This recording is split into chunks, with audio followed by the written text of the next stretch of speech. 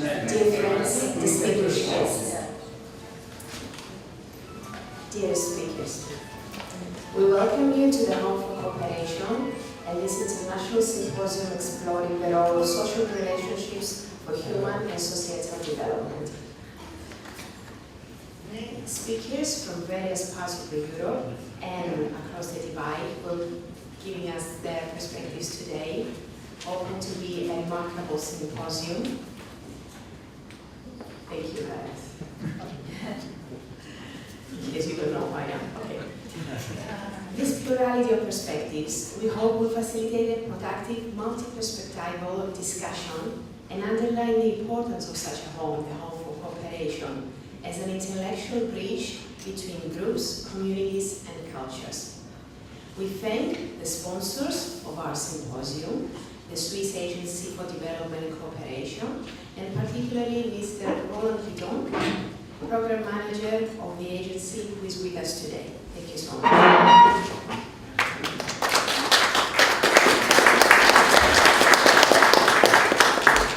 For those of you who just came in for the first time in the Home for Cooperation, let us remind you that this has been a long-term laborious process to get here, and we owe many thanks to many individuals and organizations who assisted us. Just very briefly, I would like to thank once more the two leaders who were with us on Friday at the official inauguration, and the main sponsors, Norway, Iceland, and Liechtenstein through the European Economic Area grants. Sweden, Switzerland, the Netherlands, as I said, individual and organizations and authorities in Cyprus and abroad, and the United Nations Development Programme Action for Cooperation and Trust through funding from the United States Agency for International Development. The symposium itself will offer the opportunity to reflect on the role of social relations for human and societal development. Our distinguished keynote speaker, Professor Edelstein, who has a lot of questions about the association in Cyprus, will set the more general framework of democratic education and introduce the more focused discussion by our other distinguished social and developmental psychologists on the role of social relations in cognitive and moral development, the development of responsibility and trust, as well as reflect on different conceptions of social relations and interdependence in varied cultural contexts and their consequences for issues of identity, solidarity, reduction of prejudice, and reconciliation. Finally, our discussants in the two panels, political scientist Professor Mia Zikir and Professor Kostas Konstantinou, will discuss the papers and set questions for the panel in an effort to flesh out the ramifications of the presentations for political practice. The following specific questions will be explored today through the presentations. What is the role of social relations in the cognitive and moral development of the child? Some of us are teachers here. How is responsibility developed in the child? What is the role of status and knowledge asymmetries in social interaction and cognitive development? What is the role of intergroup contact and its relationship with intersubjectivity, trust, and reduction of prejudice? What kind of symbolic resources people use to navigate through their social relationships? How do social relationships vary in different cultural contexts, and what are the implications of that for human and societal development?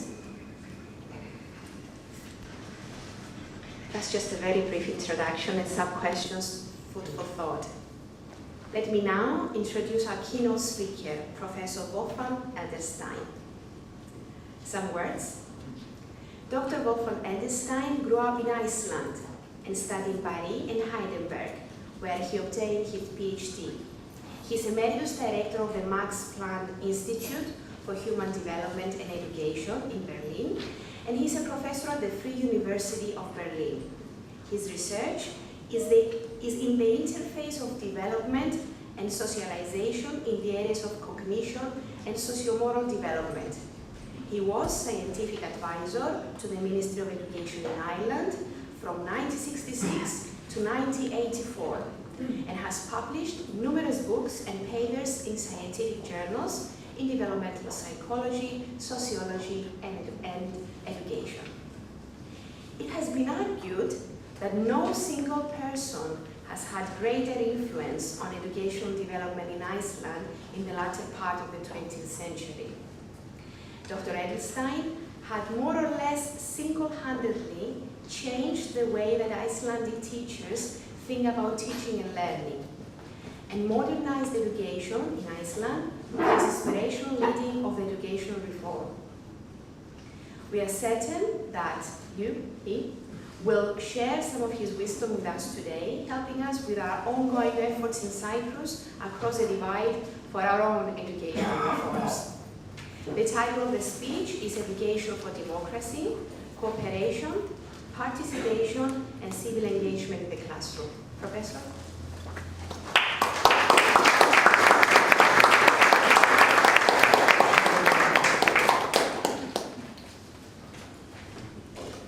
I come here with somewhat wobbling knees hearing this kind of laudatory remark at the start. It would be nicer to get it at the end if it still holds. Góðir áheyrendur, góðir félagar. This is the Icelandic address from the northernmost island in Europe to the southernmost island in Europe. Ladies and gentlemen, it only took about 5 minutes after stepping out of the airplane to hear about the major problems of this island that far reaches, of course, anything that we had to deal with in Iceland and reforming the system there. There are too many foreigners here, said our driver. It is very difficult. And reunifying the country, north and south, we don't know how to do that. So there was a kind of step up towards what we have to do here and what I had to think about here. And I felt, I should say, utterly incompetent to somehow give the talk that I'm going to give, because you see how far there is in between the kind of thing that we can argue about, important as it is, theoretically, in the context of developmental psychology, in the context of democratic education, the development of democratic education, when it comes to terms with doing it practically with conflicting populations trying to overcome the conflicts. So I ask you to bear with my text. It is, let's say, the kind of hopeful text that we get when we try to change, as it is needed to change, the European scene, and especially the scenes of conflict that remain within Europe. So what I will do is to reconstruct the development of democratic education, socially enlightened, socio-cognitively enlightened democratic development in Europe, and the classroom practices that are needed to build a peaceful, cooperative, and understanding cooperation among the people in Europe. In the year 2007, the European Union, in an understanding laid down in the so-called Lisbon Accords, defined democratic citizenship and human rights, together with social cohesion and sustainable economic progress, as fundamental goals of the Union, a cornerstone of its ongoing and future development as one of the most advanced regions of the world. That was 2007.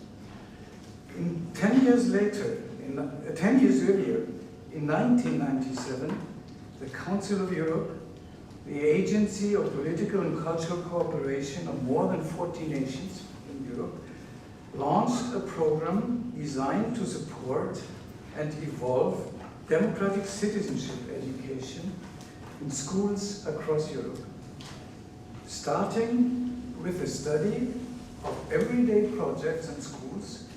It continued from 2002 onwards with a program of education for democratic citizenship, developing local, national and transnational initiatives, curricula and standards, publishing handbooks and teaching materials.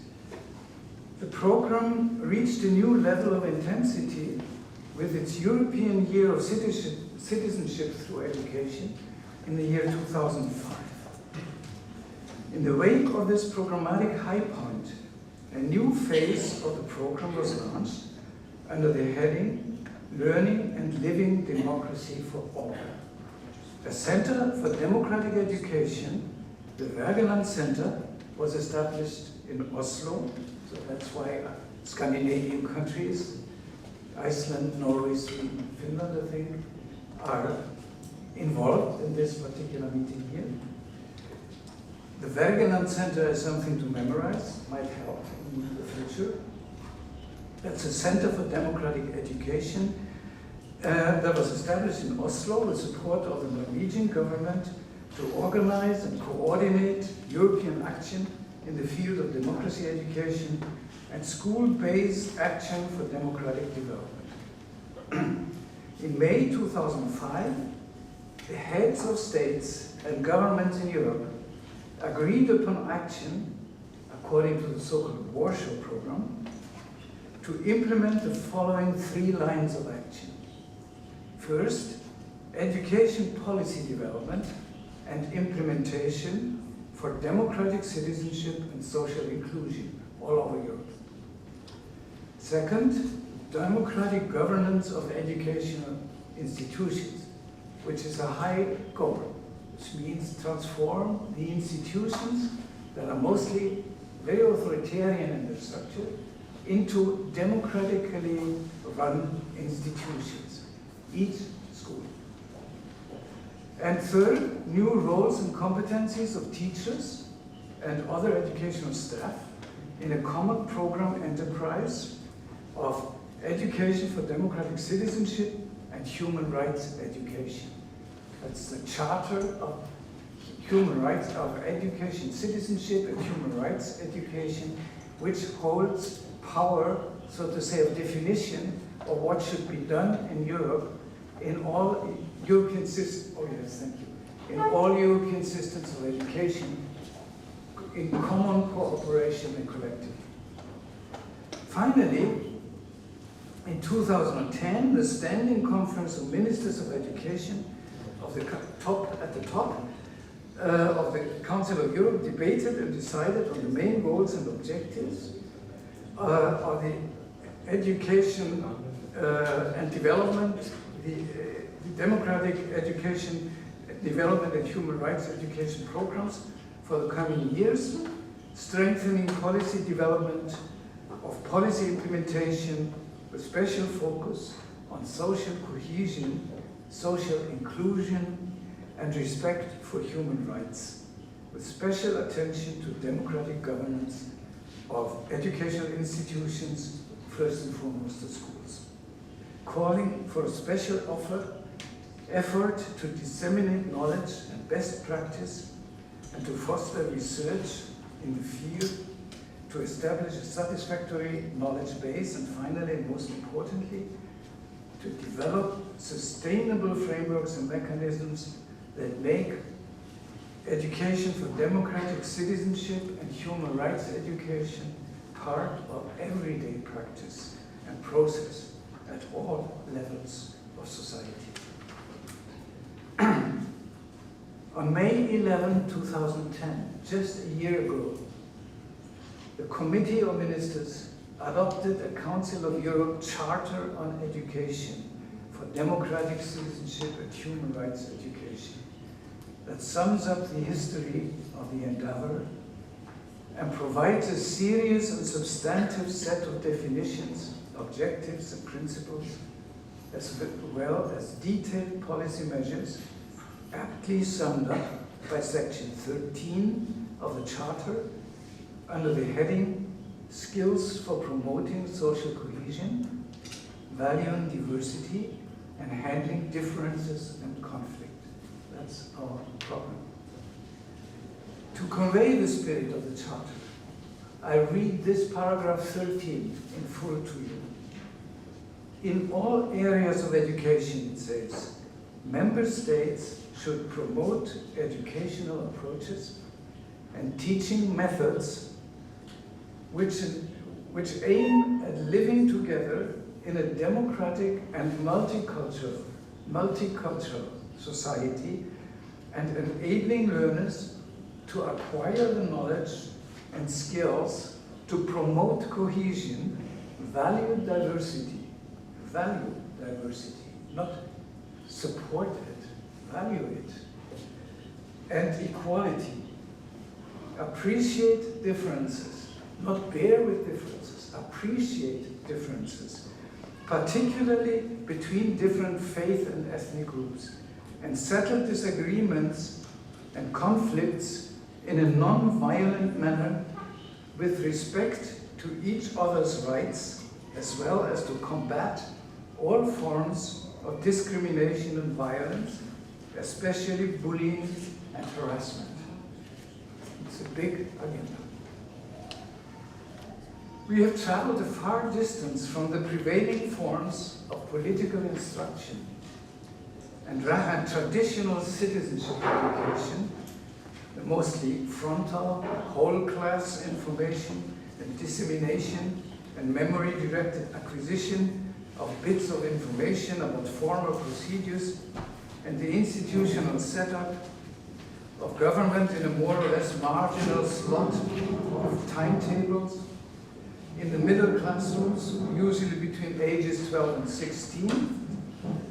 Thus, in her incisive article about Greek Cypriot civic education, in the highly relevant and commendable issue on citizenship education in Europe of the Journal of Curriculum Studies in spring 2009, Stavrola Philippou reports that only 2 half-year sequences with 1 weekly didactically conventional teacher-to-student question and answer lesson per week, even in a middle level grade and 1 in an upper level grade, represent the traditional curriculum offer of a conventional, institution-oriented civic education class in Cyprus schools. Difficulty here. Taking a traditionally restricted national identity orientation, more or less for granted. That's the usual thing all over Europe. You give a lesson a week to a middle class, listening to the teacher, everybody's passive, everybody learns about whether there's a parliament at the top, or whether there's a government, and who is the ministers, and what they have to do, and how they relate to other nations. That's it. And that doesn't take you anywhere. The charter text, however, conveys a different message. A democratic school is no luxury. Learning democracy is not just an extension of the usual business of learning in school. It is the serious business of learning for life, of social solidarity, called social cohesion in the text of Lisbon, and other texts. What is aimed for is a habit of peaceful cohabitation, of diversity and participation, in a co-constructive model of social regulation. As such, it must be a core goal of education all over the school. The question then arises, how shall we go about when organizing the corresponding learning process? What are the operational characteristics of the corresponding process? At this point, it is useful to direct our attention to the third voice claiming education for democracy in Europe. And beyond, that's the OECD. Parallel to the Lisbon process and the Council of Europe's policy generating the Education for Democratic Citizenship Human Rights Education program, the OECD's group of educational experts developed their concept of key competencies for a successful life and a well-functioning society, to become the basic orientation for OECD's educational policies and performance assessments, known as the Program of International Student Assessment, or PISA, across OECD's member states. These key competences, instrumental capabilities to deal with a complex world, enable individuals to respond to complex situations and challenges, to navigate in a heterogeneous social space, to deal with differences and contradictions, undertake responsibility for themselves as well as for others. They represent promising tools or instrumental capabilities that enable individuals to act according to the norms and in view of the goals defined by the Lisbon Accords and the Council of Europe's Charter, the norms of democracy and human rights. OECD defined 3 key competencies that are taken to be instrumental for these goals. First, the ability to interact in socially heterogeneous groups with integration, networking, partnerships, solidarity, and cooperation, the operational constructs most frequently used to define the concrete meaning attached to the process. The ability to interact in socially heterogeneous groups implies the ability to relate to others, to cooperate, to manage and resolve conflict. It is thus a basic operational capability for action and interaction in a democratic process and for a democratically structured social world. And it is brass tacks: cooperate, negotiate, resolve conflicts. The second key competence for a successful life and well-functioning society, defined by the OECD Working Group, is the ability to act autonomously, individually and autonomously. This implies that individuals are empowered to navigate in the social space and to manage their lives in meaningful and responsible ways, to experience self-efficacy and exercise control over their living and working conditions. It calls the ability to play an active, reflective, and responsible part in any given context. It implies the individual's ability to act within the big picture, that is, to think globally and to act locally, or better the other way around, to act locally and concurrently to think globally, beyond the place of action. Act within with the same regulatory ideas that we apply to analyzing the big situation. To understand the role oneself plays as well as the roles played by others. And this again means understanding the rules of the game and the social norms and moral rules that relate to the context of action. The third key competence is the ability to use tools interactively together, the more conventional identification of abilities and skills acquired in the course of education for competence processes, yet stressing their interactive use beyond the tradition, using language, using symbols and texts, and using information and information technologies cooperatively, using them together, not against each other, as has been the tradition, not in competition with each other, but in cooperation and convergence. I shall not attempt a more differentiated description of these key competences here, hopefully we can discuss a bit about it later, but rather insist on the perspectives that they provide for innovative processes of transformation of traditional ways and means of education in the service of human, social, and societal goals. In the terms used by OECD, a successful life and a well-functioning, that is, a democratic society, working together. Successful life means a life that makes sense in a democratic society, accepting and regulating itself to other people's, to everybody's interest, who have to make their lives together. Let me then sum up the combined message of the three political agencies that determine policies in Europe. The European Union in its Lisbon Accords, the Council of Europe in its Charter for Democratic Citizenship and Human Rights Education, and the OECD with its key competences for a successful life and a well-functioning society.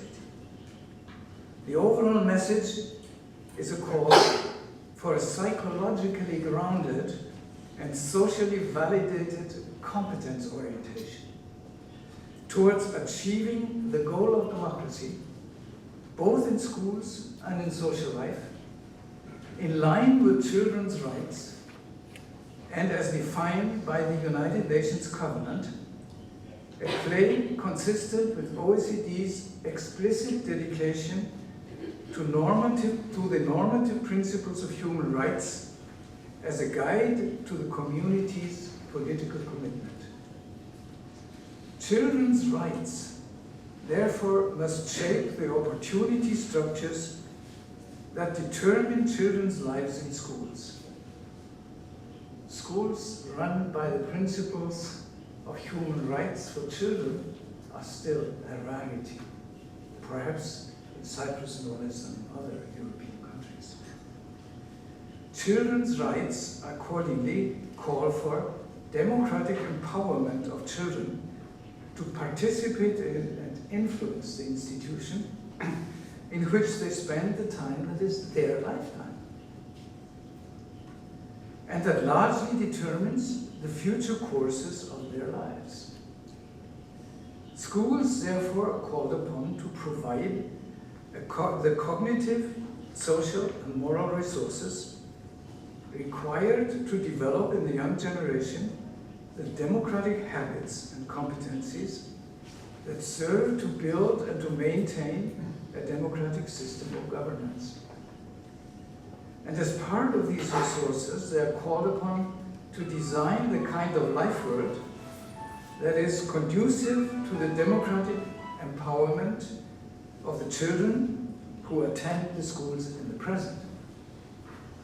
Schools are called upon to provide a democratic form of life. In other words, to organize themselves as a democratic and participatory form of institutional life that provides and works with the key competencies required for a successful life in a democratic society. Schools must organize themselves as structures of opportunities to learn the democratic forms of life.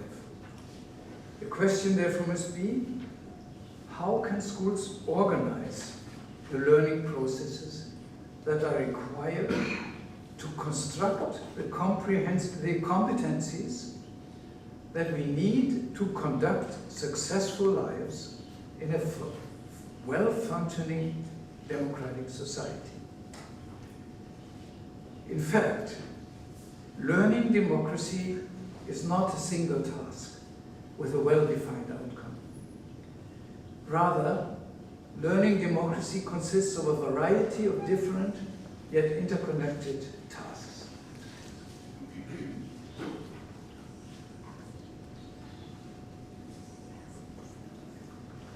First, learning about democracy.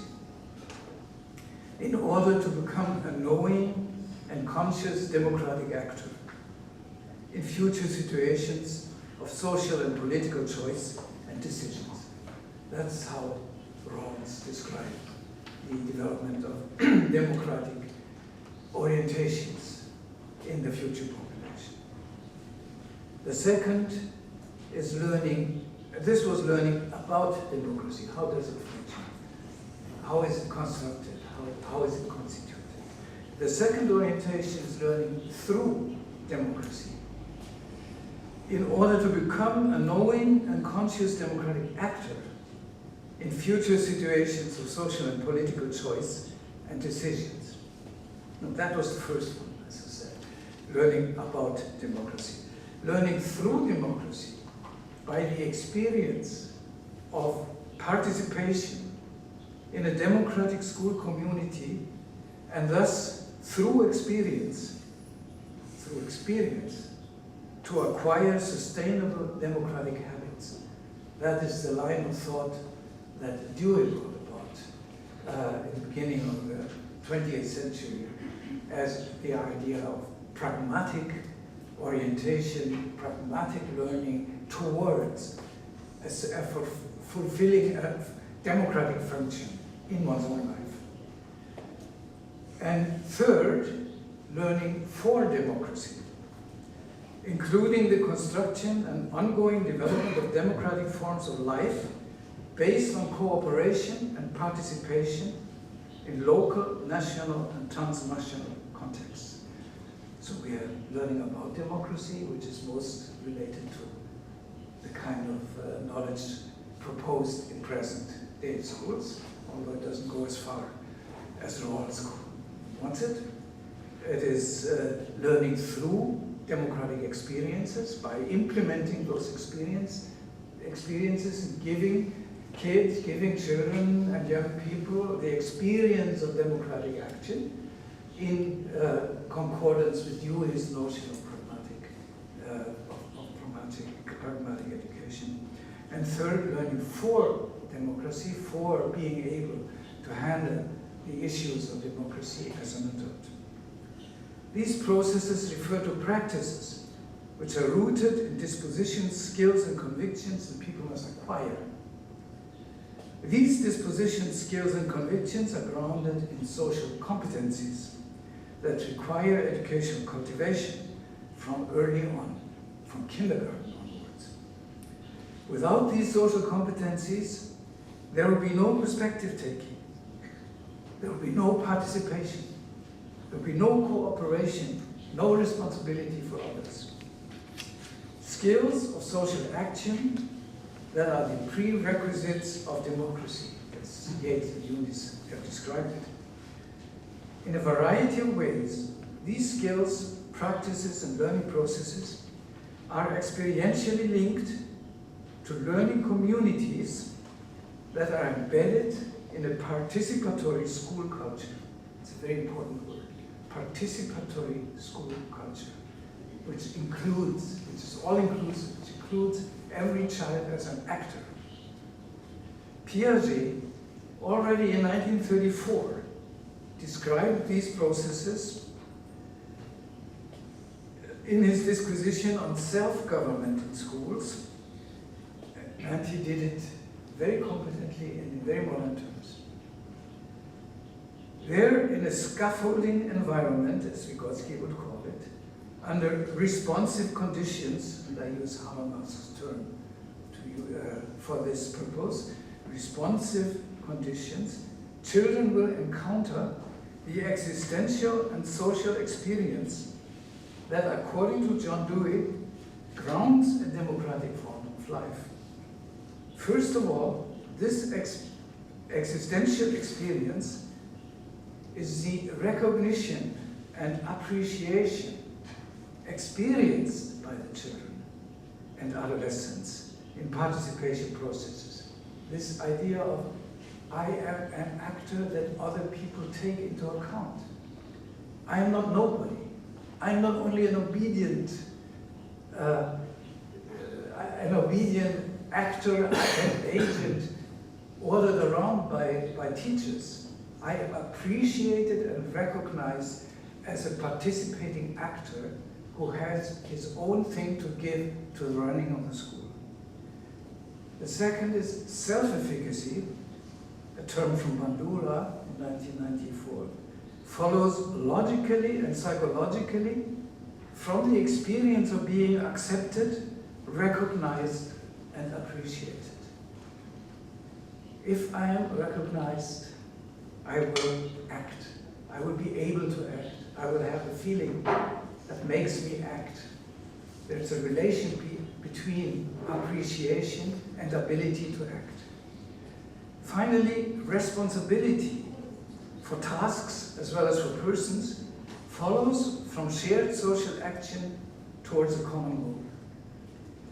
The triple quality, recognition by others, self-efficacy, and responsibility, thus is grounded in the participatory processes on which a democratic school culture is based.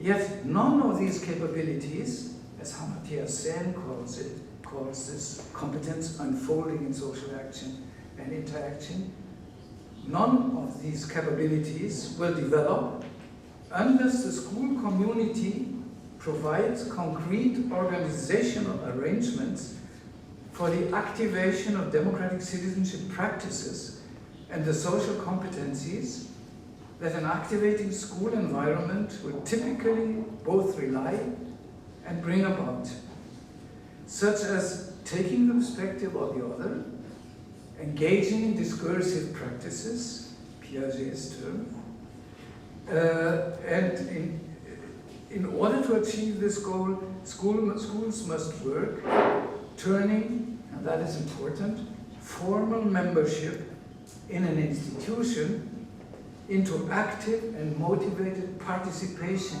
in a community. From an institution to a community is the development of the institution. A collectively shared sense of recognition and responsibility arising from the experience of belonging to a community or purpose will transform the closely regulated life of an educational institution into a democratic school culture characterized by reciprocal recognition, by the self-efficacy of motivated actors, and by the shared responsibility of cooperating members. These are the principles guiding participation in school as a moral community, also in the sense of the just community developed by Lawrence Kohlberg. There is, of course, a variety of practices that can contribute to the development of the three interrelated tributaries of socio-moral resources and capabilities required for the growth of democratic culture in the schools: recognition and acceptance by others, self-efficacy, and responsibility, always the same triad of orientations. Such practices, to be effective, will combine efforts and methodologies conducive to learning about democracy, learning through democracy, and learning for democracy. They will construct in the classroom and across classrooms the framework for Dewey's existential and social experience that is basic to both insight and habit. Such practices range from cooperative learning and peer mediation to theater projects and service learning, from school councils to community initiatives and soup kitchens. They combine experiences of discursive planning together, cooperative action also together, and collective feedback for those working together, and thus provide an experience of the democracy that they are designed to prepare. It is there in the present and prepares a kind of cohabitation and cooperation in each person's future. So I give an account of a variety of democratic practices in schools. The apparently unlimited variety of educational practices can, however, usefully be classified under three major headings. Democratic self-government of the pupils in the schools, democratic self